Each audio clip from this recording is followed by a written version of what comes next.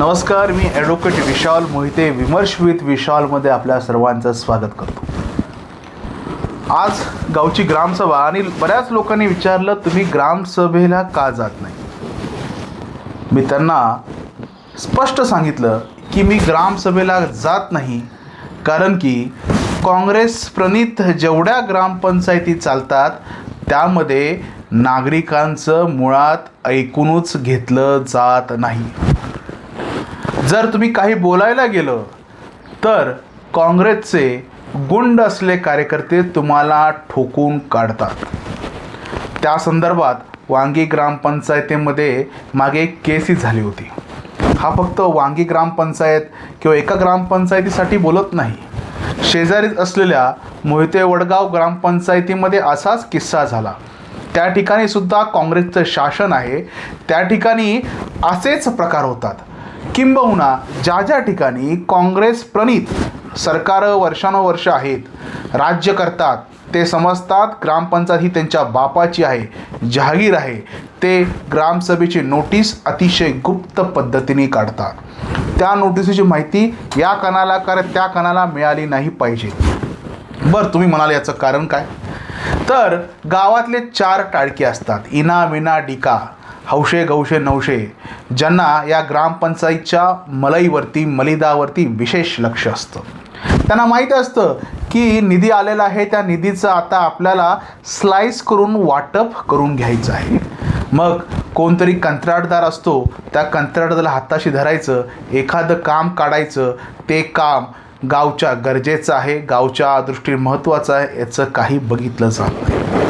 त्या काढलेल्या कामाची टक्केवारी मला मिळाली पाहिजे, हाच उद्देश त्या 4 टाळक्यांचा असतो आणि त्यांनी गाव बरबाद करून टाकलेलं आहे. विशेष म्हणजे पलूस कडेगावमध्ये काँग्रेस शासित जेवढ्या काही ग्रामपंचायत आहे त्या ठिकाणी हीच अवस्था आहे.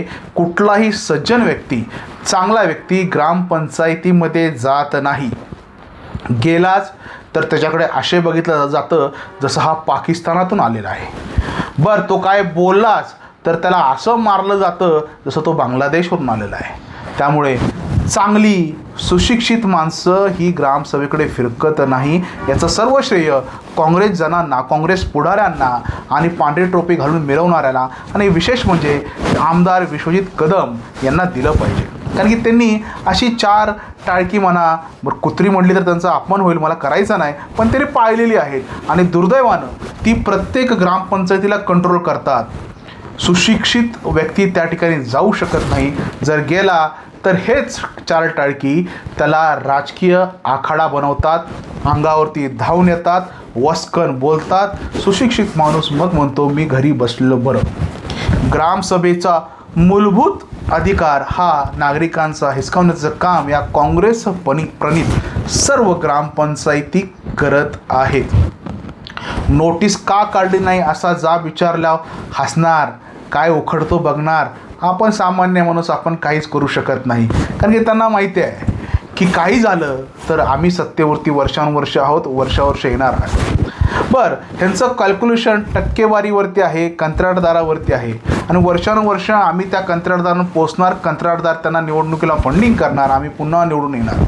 फार तर मी म्हटलं किंवा कोणी म्हटलं की तुम्हाला जनता धडा शिकवेल, मग ते पुन्हा हसतात, म्हणणार जनता काही धडा शिकवू शकत नाही कारण की आम्ही एवढे गुलाम आमच्या नोकरीरूपी कामात ठेवलेले आहेत. ते इलेक्शनला असे बेडकासारखे बाहेर येतात, निवडणुकीचा प्रचार करतात आणि परत त्या बिळात जाऊन लपतात आणि दुर्दैवानं ग्रामपंचायतीचा निकाल बदलतो. त्यामुळे तुम्ही वकील साहेब कितीही आपटा, तुम्ही कितीही बोला, आमचे गुलाम ते जसं आल्हादाचा चिराग घासतो ना, तसं या ठिकाणी आमदार डॉक्टर विश्वजित कदम इलेक्शन आले की ते चिराग घासतात. त्या चिरागमधून सगळे शिक्षक वर्ग, इतर वर्ग सगळा गुलामासारखा बाहेर येतो. त्यांना म्हणतो क्या हुकुम आका, आणि तो आका म्हणतो जाओ इलेक्शनला काम करो. बिचारे हे सगळे इलेक्शनला काम करतात, नाईलाज असतो, पोटासाठी काम करतात आणि पुन्हा आपल्या त्या त्यांच्या चिरागमध्ये कोण मुंबईमध्ये जाऊन लपतो, कोण दिल्लीमध्ये जाऊन लपतो, कोण पुण्यामध्ये जाऊन लपतो. त्यामुळे ग्रामपंचायतीमध्ये आमचं काही वाकडू होऊ शकत नाही.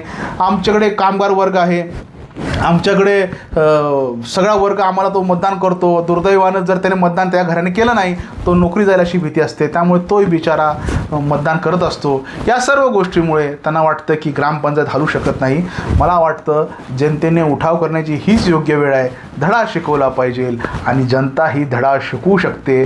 जास्त काळ त्यांचं काही चालणार नाही, कारण की त्यांच्याकडे एकदा काम केलेला माणूस परत त्याने त्याच्या मुलाला त्यांच्याकडेच काम करण्यासाठी लावलेलं आहे. हे दुर्मिळ उदाहरण कुठेही सापडणार नाही. म्हणून ग्रामपंचायत जर कोण चालवत असतील तर आमदार साहेबांनी त्यांची पे चालवतात. दुर्दैवानं जे पुढारी चांगले पुढारी काँग्रेसमध्ये स्वतःला पुढारी म्हणून मिरवायचं आहे, चांगलं काम करायचं आहे, त्यांचंही आता या ठिकाणी ऐकलं जात नाही.